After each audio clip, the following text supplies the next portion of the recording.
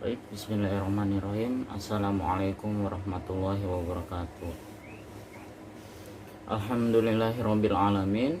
Wassalatu wassalamu ala asrofil anbiya'i wal mursalin wa ala alihi washabihi ajmain. Amma ba'du. Raditu billahi robba wa bil islami dina wa bil muhammadin nabiyya wa rasulah. Rabbi zidni ilman warzuqni fahman. Alhamdulillahirabbil alamin. Kita panjatkan kepada puji dan syukur kepada Allah Subhanahu wa taala, yang mana dengan rahmat dan karunia-Nya kita dapat berkumpul pada hari ini seraya melakukan kegiatan pembelajaran secara daring atau online. Sholawat dan salam tak lupa kita panjatkan kepada Allah, kepada junjungan kita, Nabi besar kita, Nabi Muhammad SAW, kepada para sahabatnya, kepada para umatnya, kepada para sahabatnya, kepada para tabiinnya, kepada para ulamanya, sampai kepada kita, para umatnya. Baik, di sini kami dari kelompok 10 akan menjelaskan tentang hasil diskusi kami, yaitu kajian kami yang berjudul kepedulian terhadap lingkungan. Kami di sini beranggotakan 3 orang. Saya Muhammad Fajar sebagai moderator.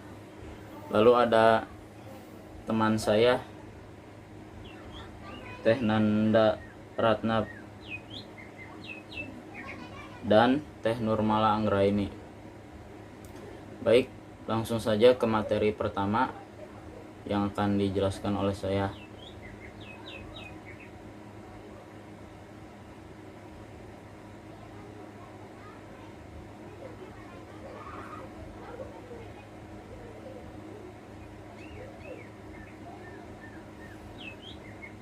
Peduli berarti harus mengindahkan, memperhatikan, dan kepedulian adalah perihal sangat peduli. Sikap mengindahkan, memperhatikan, sikap mengindahkan atau memperhatikan sesuatu yang terjadi di masyarakat. Sedangkan lingkungan adalah kombinasi antara kondisi fisik yang mencakup keadaan sumber daya alam seperti tanah, air, energi, surya, mineral, serta flora dan fauna yang tumbuh di atas tanah maupun di dalam lautan, dengan kelembagaan yang meliputi ciptaan manusia seperti keputusan bagaimana menggunakan lingkungan fisik tersebut.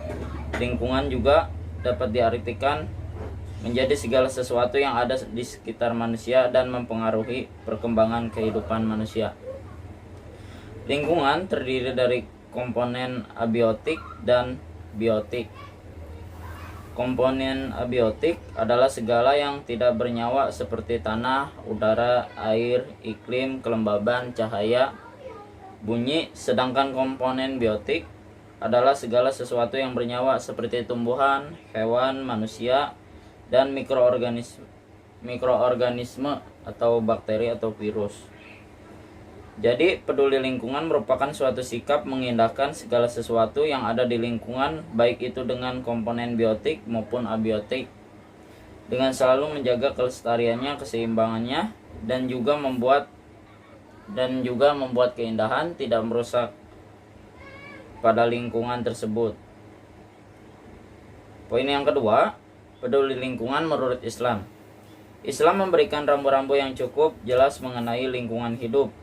Salah satu hadis Rasul yang menjelaskan mengenai pemeliharaan lingkungan hidup dalam Sunan Abu Daud, barang siapa memotong pohon sidrah, maka Allah akan meluruskan kepalanya tepat ke dalam neraka. Pohon sidrah adalah pohon yang terkenal dengan sebutan al-sidr. Pohon ini tumbuh di padang pasir, tahan terhadap panas dan tidak memerlukan air. Pohon tersebut digunakan sebagai tempat berteduh oleh para musafir, orang yang mencari makanan ternak, tempat pengembalaan, atau untuk berbagai tujuan lainnya. Ancaman neraka bagi orang-orang yang memotong pohon sidrah menunjukkan perlunya menjaga kelestarian lingkungan hidup di sekitar kita. Hal ini dikarenakan keseimbangan ekosistem antara makhluk satu dengan makhluk satu lainnya perlu dijaga, sedangkan memotong pohon sidrah adalah salah satu bentuk perbuatan mengancam unsur-unsur alam yang sangat penting untuk keselamatan hidup manusia dan makhluk hidup lainnya. Penjelasan di atas menunjukkan bahwa Islam cukup memberikan kepedulian terhadap lingkungan. Jika dilihat dalam rentang sejarah, pada hakikatnya Islam telah lebih dahulu menggagas perlunya perlindungan dan penjagaan terhadap lingkungan hidup sebelum munculnya berbagai organisasi dunia yang menyerukan peduli lingkungan dan pelestarian lingkungan, baik hutan ataupun lainnya, sampai penetapan Hari Lingkungan Hidup. Poin selanjutnya yang akan saya jelaskan yaitu tindakan yang termasuk pedulian terhadap lingkungan. Yang pertama ada menanam pohon. Menurut hadis Nabi, hadis dari Kabibah Ibnu Sa'id, hadis dari Abu Awwamah, dan hadis dari Abdurrahman Ibnu Mubarak, hadis dari Abu Awwamah dan dari Qatadah dari Anas radhiyallahu anhu berkata, Rasulullah SAW bersabda, tidaklah seorang muslim menanam tanaman atau menumbuhkan tumbuhan lalu tumbuhan itu dimakan oleh burung, manusia atau hewan ternak, melainkan hal itu menjadi sedekah baginya. Berkata seorang muslim kepada kami, Aban telah menceritakan kepada kami, Qatadah telah menceritakan kepada kami, Anas telah menceritakan kepada kami dari Rasulullah SAW. Isi kandungan dari hadis tersebut, hadis di atas mengandung pengertian bahwa betapa mulianya orang yang menanam pohon atau mengadakan reboisasi. Walaupun seolah-olah pekerjaan yang sepele, tapi sebenarnya sangat besar manfaatnya. Misalnya dari hasil tanaman tersebut, ia dapat memberi makanan hewan, juga manusia. Jika tanaman yang ia tanam menghasilkan makanan, selain itu juga kalau hasil tanamannya berupa pohon yang besar, seperti yang ada di hutan-hutan, akan sangat bermanfaat atas kelestarian air karena akar-akar pohon itu dapat menyerap sehingga dapat menghasilkan sumber air.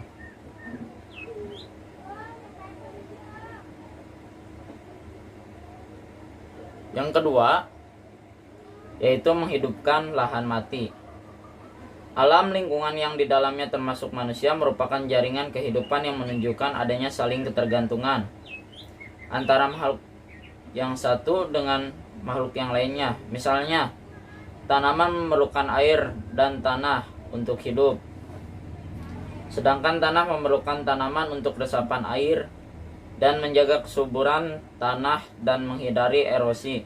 Dengan demikian, maka alam lingkungan memerlukan keseimbangan untuk tetap lestari. Jika salah satu bagian terganggu, maka ia akan mempengaruhi bagian yang lainnya. Oleh karena itu, hendaknya kita harus mengelola lingkungan agar kelestariannya dapat terjaga seimbang. Jadi saling simbiosis mutualisme ya, saling menguntungkan antara tanah dengan pohon.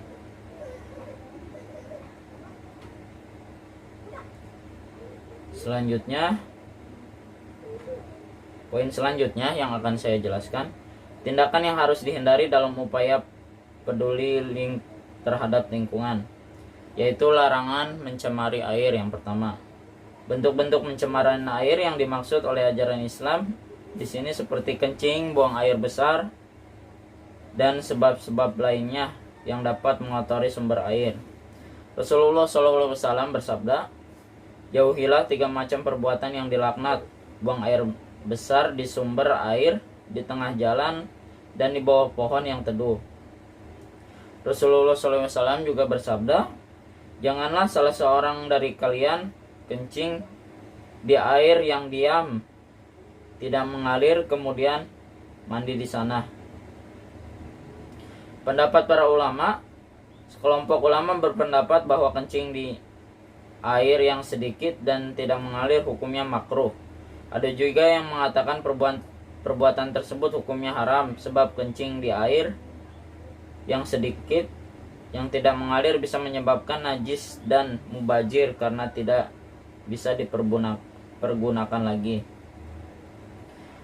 Yang kedua, penggunaan air secara berlebihan. Ada bahaya lain yang berkaitan dengan sumber kekayaan air, yaitu penggunaan air secara berlebihan. Air dianggap sesuatu yang murah dan tidak berharga karena manusia-manusia yang berpikir, yang mengetahui betapa berharga kegunaan dan nilai air. Hal ini sejalan dengan Quran Surat Al-An'am ayat 6, yakni, dan janganlah kalian israf berlebih-lebihan, sesungguhnya Allah tidak menyukai orang-orang yang berlebihan. Ayat di atas juga didukung oleh salah satu hadis Nabi, yakni Nabi SAW berpergian bersama Sa'ad bin Waqqas. Ketika saat berwudu, Nabi berkata, jangan menggunakan air berlebihan. Sa'ad bertanya, apakah menggunakan air juga bisa berlebihan? Nabi menjawab, ya, sekalipun kamu melakukannya di sungai yang mengalir. Yang ketiga, menghindari kerusakan dan menjaga keseimbangan alam. Salah satu tuntutan penting dalam Islam adalah dalam hubungannya dengan lingkungan, ialah bagaimana menjaga keseimbangan alam, lingkungan, dan habitat yang ada tanpa merusaknya, karena tidak diragukan lagi bahwa Allah menciptakan segala sesuatu di alam dengan perhitungan tertentu, seperti Quran Surat Al-Mulk ayat 67. Allah yang telah menciptakan 7 langit berlapis-lapis, kamu sekali-sekali tidak melihat pada ciptaan Tuhan yang Maha Pemurah sesuatu yang tidak seimbang? Maka lihatlah berulang-ulang, adakah kamu lihat sesuatu yang tidak seimbang? Inilah prinsip yang senantiasa diharapkan dari manusia, yakni sikap adil dan moderat dalam konteks keseimbangan lingkungan. Tidak hiperbolis ataupun meremehkan, sebab ketika manusia sudah bersikap hiperbolis atau meremehkan, ia cenderung menyimpang, lalai, serta merusak. Hiperbolis di sini maksudnya adalah berlebih-lebihan dan melewati batas kewajaran. Sementara meremehkan maksudnya ialah lalai serta mengecilkan makna yang ada. Keduanya merupakan sikap yang tercela, sedangkan sikap adil dan moderat adalah sikap yang terpuji. Sikap adil dan moderat di tengah-tengah dan seimbang seperti inilah yang diharapkan dari manusia dalam menyikapi setiap persoalan, baik itu berbentuk materi maupun inmateri. Persoalan-persoalan lingkungan dan persoalan umat manusia serta persoalan hidup seluruhnya. Selanjutnya, saya akan menjelaskan tentang kegiatan yang dapat menumbuhkan sikap peduli lingkungan, yaitu membuang sampah pada tempatnya, terus melakukan kegiatan satu hari bersih sampah, misalnya mengadakan kegiatan bersama warga membersihkan desa, kampung, terus membuat jadwal menyapu. Nah, sering kan di sekolah, kalau kita di sekolah membuat kegiatan jadwal piket ya. Lalu lalu saya akan menjelaskan tentang kendala dalam pembudayaan karakter peduli lingkungan. Pemberdayaan. Dalam sistem pendidikan nasional, Undang-Undang RI Nomor 2 Tahun 1989 dikemukakan bahwa pendidikan nasional bertujuan mencerdaskan kehidupan bangsa dan mengembangkan manusia Indonesia seluruhnya, yaitu manusia yang beriman, bertakwa kepada Tuhan Yang Maha Esa, dan berbudi pekerti luhur yang memiliki pengetahuan dan keterampilan, kesehatan jasmani dan rohani, kepribadian yang mantap dan mandiri, serta rasa tanggung jawab kemasyarakatan dan kebangsaan. Tujuan pendidikan tersebut tidaklah selalu tercapai, dan pendidikan tidak hanya tanggung jawab guru, tetapi tanggung jawab bersama baik pemerintah, guru, dan masyarakat. Seperti halnya tujuan pendidikan nasional tersebut, tujuan pembentukan karakter peduli juga tidak 100% berhasil dan tidak mendapat kendala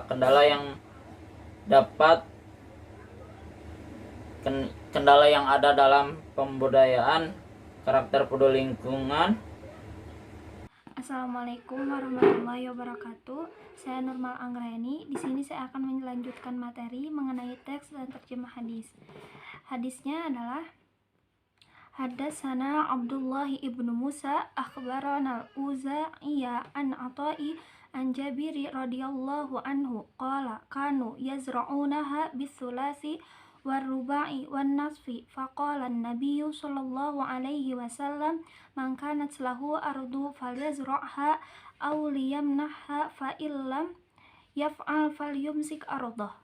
Waqala Rabi' ibnu Nafi Abu Taubata haddatsana Muawiyatu an Yahya an Abi Salamata an Abi Hurairah radhiyallahu anhu qala Rasulullah sallallahu alaihi wasallam man kanat lahu ardu falyazra'ha aw liyamna'ha akhahu fa in aba falyumsik ardah.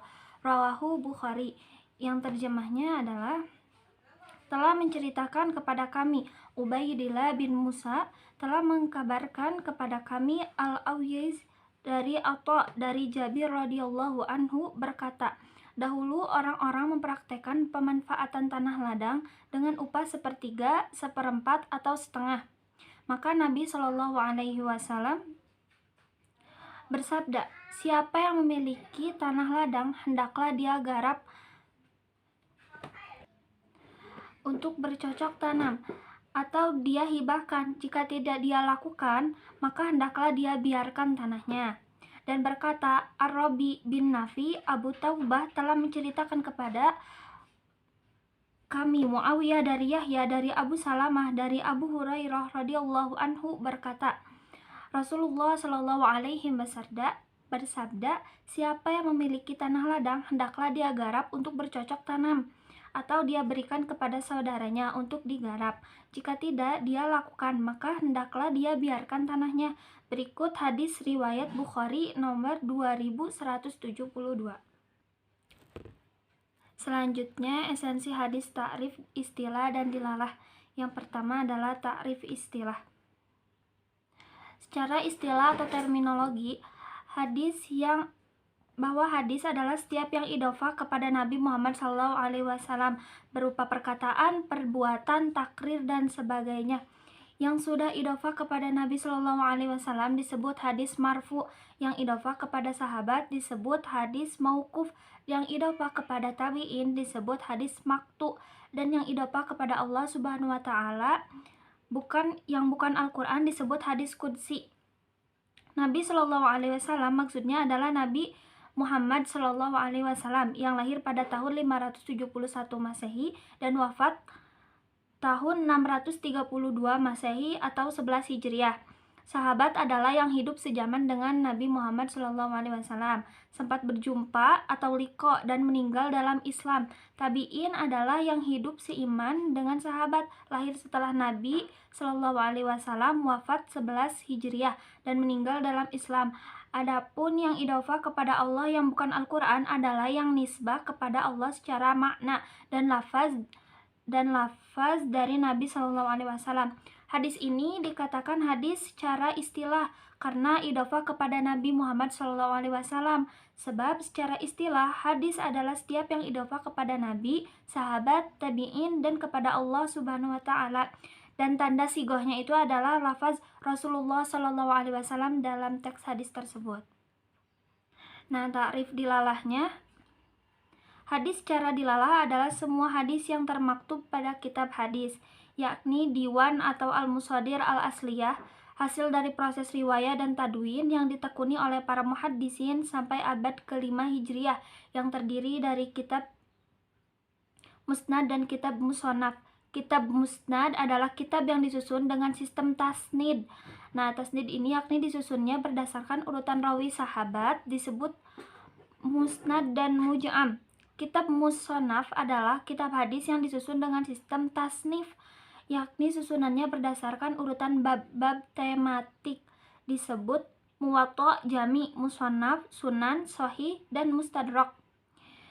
Kitab musnad dan muj'am meliputi kitab hadis susunan Ja'id, Hanafi, Syafi'i, Ahmad, Ya'qub, Ubaidillah, Humaydi, Musaddad, Tayalisi, Abu Khaisimah, Abu Ya'la, Abu Ishaq, Yahya, dan seterusnya. Nah, dalam hadis yang telah saya bacakan tadi, teks tersebut dikatakan hadis secara dilalah karena termaktub pada kitab hadis. Terus, yakni kitab Sahih Bukhari. Kan di sana tertulis Rawahu Bukhari nomor 2172. Sebab hadis secara dilalah adalah semua hadis yang termaktub pada kitab hadis atau mashadir asliyah. Nah, tandanya ada footnote di bawah yang tadi, Rawahu Bukhari. Selanjutnya adalah unsur hadis ta'rif arkan. Dengan kajian ilmu hadis, riwayah dan dirayah melalui kajian teori sistem dari riwayah dan dirayah tersebut, maka esensi hadis difahami dari unsur-unsurnya yang terdiri dari rawi, sanad, dan matan. Nah, rawi ini adalah orang yang meriwayatkan hadis, yakni menerima, memelihara, dan menyampaikan hadis, mulai dari rawi sahabat, tabi'in, dan selanjutnya, sampai rawi terakhir, yakni mudawin yang mengkodifikasikan hadis para diwan. Nah, sanad itu adalah sandaran hadis atau sumber pemberitaan, referensi atau maroji hadis, yakni keseluruhan rawi yang meriwayatkan hadis tersebut mulai dari mudawin, gurunya, dan begitu selanjutnya sampai rawi yang pertama kali menerima hadis Nabi Shallallahu Alaihi Wasallam. Sedangkan matan itu adalah isi daripada hadis atau teksnya. Ketiga unsur rawi, sanad, matan tersebut merupakan arkan yang menunjukkan eksistensi atau keberadaan hadis. Nah, teks tersebut dikatakan hadis secara arkan karena terdapat rawinya ada, sanadnya ada, dan matannya juga ada. Nah, untuk lebih jelasnya, rawinya adalah orang-orang yang meriwayatkan hadis, yakni yang menerima, memelihara, menyampaikan hadis, yaitu yang pertama di sana ada Abi Salamah, Yahya, Muawiyah, Abu Taubah, Jabir, Atha, Musa, Ubaidillah, dan Bukhari. Nah, sanadnya itu keseluruhan rawi yang menjadi sandaran hadis, mulai dari Bukhari, Ubaidillah, Musa, Atha, Jabir, Abu Taubah, Muawiyah, Yahya, Abi Salamah. Nah, isi matanya adalah mangka natslahu ardo falyazra'ha aw liyamna'ha akhahu fa in aba falyamsik ardoh. Selanjutnya mengenai jenis hadis, yang pertama adalah jumlah rawi. Jenis hadis berdasarkan jumlah rawi terbagi menjadi dua, yaitu yang pertama adalah mutawatir, yang kedua adalah ahad. Hadis mutawatir adalah hadis yang jumlah rawinya banyak dengan syarat mahsus, tidak ada kesan dusta, minimal 4 orang rawi setiap tabakohnya. Hadis ahad adalah hadis yang jumlah rawinya tidak banyak, 3 per tabakohnya, 2 per tabakoh, atau 1 per tabakoh. Berdasarkan kriteria tersebut, hadis riwayat Imam Al-Bukhari digolongkan ke dalam hadis ahad gharib karena hanya terdapat 1 perawi di setiap tabakohnya. Yang kedua adalah matan. Dari setiap idofah matan, hadis terbagi pada yang pertama ada marfu, idofahnya kepada Nabi Shallallahu Alaihi Wasallam langsung. Yang kedua mauquf, yang idofahnya kepada sahabat. Yang ketiga adalah maktu, yang idofahnya kepada tabi'in. Dan kudsi, idofahnya kepada Allah Subhanahu wa Ta'ala yang selain Al-Quran. Berdasarkan bentuk matan, hadis terbagi pada qauli, ucapan, fi'li, perbuatan, takriri, ketetapan. Dari segi tanda idofah dan bentuk matan, hadis terbagi pada hakiki itu eksplisit dan hukmi yaitu implisit. Berdasarkan kriteria tersebut, hadis tentang peduli lingkungan adalah termasuk hadis marfu, qauli, takriri, yakni hadis yang matannya idofah kepada Nabi Shallallahu Alaihi Wasallam. Idofah matannya qala Rasulullah Shallallahu Alaihi Wasallam. Bentuk matannya qala Rasulullah Shallallahu Alaihi Wasallam. Maka natslahu arda falyazra'ha awliya manha akhaha fa in aba falyumsik ardo. Yang ketiga adalah sanad. Dari segi persambungan sanad, hadis terbagi pada mutasil dan munfasil. Hadis mutasil adalah hadis yang sanadnya bersambung, yakni rawi, murid, dan guru yang ada pada sanad bertemu atau liko, karena hidup sejaman, setempat, dan seprofesi hadis. Hadis munfasil adalah hadis yang sanadnya terputus, putus rawi pertama, mursal, putus mudawin dan gurunya atau mu'allaq, putus satu rawi atau munqati, putus dua rawi dalam dua tabaqah yang berturut-turut atau mudha'i. Selanjutnya mengenai kualitas hadis makbul bardud. Kualitas hadis terbagi pada makbul. Makbul ini diterima sebagai hujah dan mardud ini ditolak sebagai hujah. Jadi kebalikannya. Nah, sebutan hadis makbul adalah sahih dan hasan, sedangkan sebutan hadis mardud adalah dhaif atau lemah ya. Hadis makbul sahih rawinya adil, taqwa dan muro'ah dan tamdabat, sudur dan kitab. Sanadnya mutasil atau liko yang tadi bertemu, matannya marfu, idofahnya kepada Nabi Muhammad SAW, tidak ada ilat, penambahan, pengurangan, penggantian, dan tidak janggal, tidak bertentangan dengan Al-Quran dan akal sehat. Hadis makbul hasan syarat dan kriterianya adalah sama dengan makbul sahih, kecuali rawinya hanya sampai qalil dobit, agak dobit dan dari kekuatan daya hafalnya. Hadis mardud doif adalah bila satu atau lebih dari syarat hadis makbul sahih atau hasan tidak terpenuhi. Apabila hadis terdapat syahid dan atau muqtabi, maka kualitasnya naik dari mardud doif menjadi makbul hasan li ghairihi. Sepanjang bukan hadis doif, maudhu, matruk, dan munkar, bila hadis tersebut merupakan hadis makbul hasan li zatihi, naik menjadi hadis makbul sahih li ghairihi. Nah, hadis ini merupakan hadis yang telah memenuhi semua kriteria hadis sahih. Oleh karena itu, hadis ini tergolong hadis makbul sahih li zatihi, yang artinya dapat diterima atau dapat dijadikan hujah atau alasan, yakni dapat dijadikan sebagai pedoman amal, digunakan sebagai alat istinbat dan bayan Al-Quran, serta dapat diistinbatkan oleh kaidah usul fikih. Adapun hadis yang digolongkan makbul adalah jenis hadis sahih dan hasan. Sekian pemaparan materi dari saya, dilanjutkan oleh teman saya, Saudari Nanda Ratna. Bismillahirrahmanirrahim. Assalamualaikum warahmatullahi wabarakatuh. Nama saya Nanda Ratna Pratiwi dengan nomor induk mahasiswa 12020201115. Di sini saya akan melanjutkan pembahasan tentang tasih dan iktibar dari hadis yang sudah teman saya jelaskan sebelumnya. Tasih, kehujahan hadis dari segi tasih atau tashih atau kualitas. Hadis ini merupakan hadis sahih yang bisa diterima oleh kalangan ulama sebab telah memenuhi syarat dan kriteria hadis sahih, yaitu yang pertama rawinya adil, yakni rawi yang takwa dan muru'ah. Yang kedua, sanad hadis di atas mutasil karena bersambung dan bertemu atau liko. Dan yang ketiga, matan hadis di atas marfu hakiki, yakni idofah kepada Nabi SAW, tidak berilat setelah dibandingkan dengan matan hadis yang lain, yakni Sahih Muslim, hadis tentang peduli lingkungan dan tidak syad atau ganjal karena tidak bertentangan dengan Al-Quran. Dalam hadis riwayat Imam Bukhari tentang peduli lingkungan, dilihat dari segi sanadnya mutasil atau bersambung, dilihat dari segi matan hadisnya tidak mengandung ilat maupun syad dan tidak bertentangan dengan Al-Quran. Dan hukum syar'i dilihat dari rawinya adalah rawi yang adil, dilabit dan tidak ditemukan kecacatan.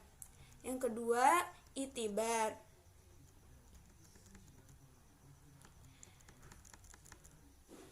Hadis tentang peduli lingkungan dengan itibar diwan dapat dikatakan sebagai hadis sahih karena termaktub pada kitab sahih, yakni kitab Al-Jami' As-Sahih Bukhari. Tandanya ada footnote Rawahul Bukhari.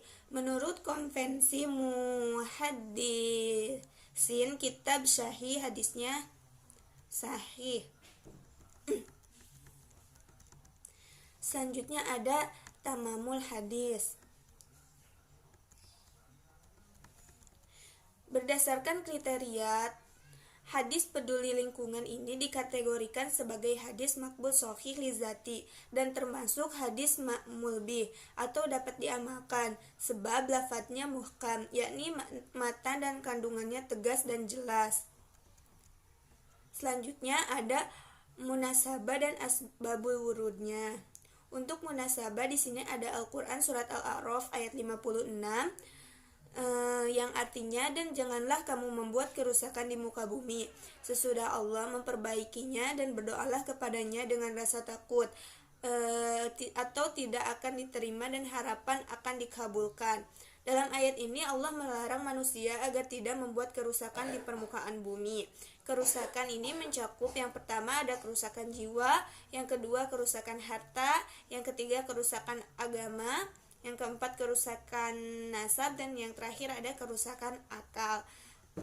Selanjutnya ada Al-Qur'an surat Ar-Rum ayat 41-42 yang artinya, telah nampak kerusakan di darat dan di laut disebabkan karena perbuatan tangan manusia, supaya Allah merasakan kepada mereka sebagian dari akibat perbuatan mereka, agar mereka kembali ke jalan yang benar. Quran surat Ar-Rum ayat 41.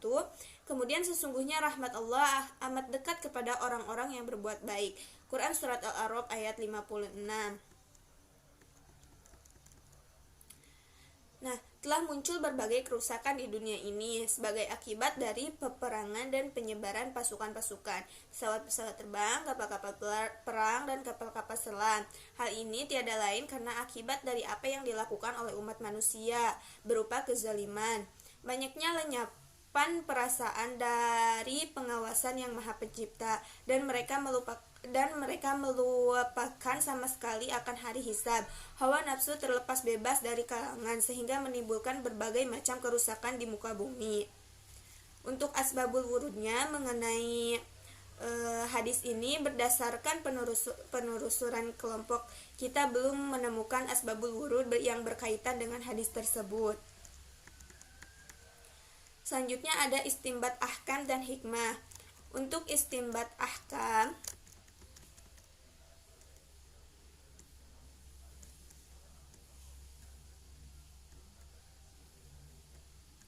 dari ungkapan Nabi Shallallahu Alaihi Wasallam dalam hadis menganjurkan bagi pemilik tanah hendaklah menanami lahannya atau menyuruh saudaranya orang lain untuk menanaminya.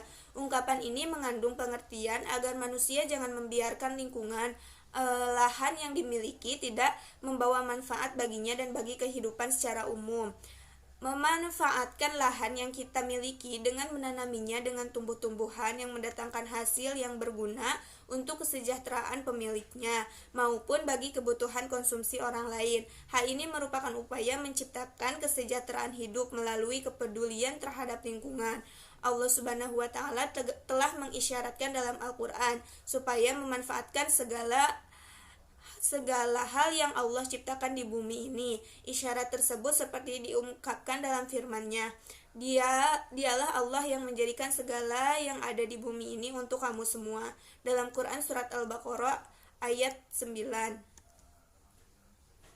Selanjutnya ada hikmah dari peduli terhadap lingkungan. Yang pertama, terhindar dari penyakit yang disebabkan lingkungan yang tidak sehat. Yang kedua, ada lingkungan menjadi lebih sejuk. Yang ketiga, bebas dari polusi udara. Yang keempat, air menjadi lebih bersih dan aman untuk diminum. Yang kelima, lebih tenang dalam menjalankan aktivitas sehari-hari. Dan yang terakhir ada problematika tafhim dan tahbik.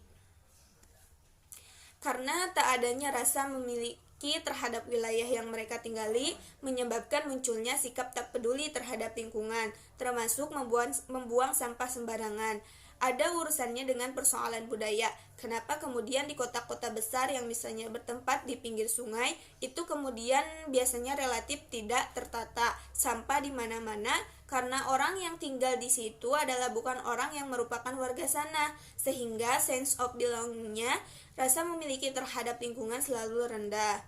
Karena itu perlu menekankan pentingnya penegakan hukum oleh aparat agar masyarakat sadar dan peduli terhadap lingkungan. Penegakan hukum yang tegas dilakukan oleh aparat dan pemerintah daerah setempat pun dinilainya juga akan mendorong terciptanya budaya disiplin masyarakat. Perlunya penghargaan dari pemerintah setempat kepada masyarakat yang benar-benar peduli terhadap lingkungan, dan sosialisasi terhadap kebersihan lingkungan dapat dilakukan oleh pemerintah dengan menggandeng organisasi masyarakat ataupun kampus-kampus, mengingat keterbatasan aparat yang dimiliki pemerintah. Mungkin itu saja yang dapat saya sampaikan, kurang lebihnya saya mohon maaf. Akhirul kalam, wassalamualaikum warahmatullahi wabarakatuh.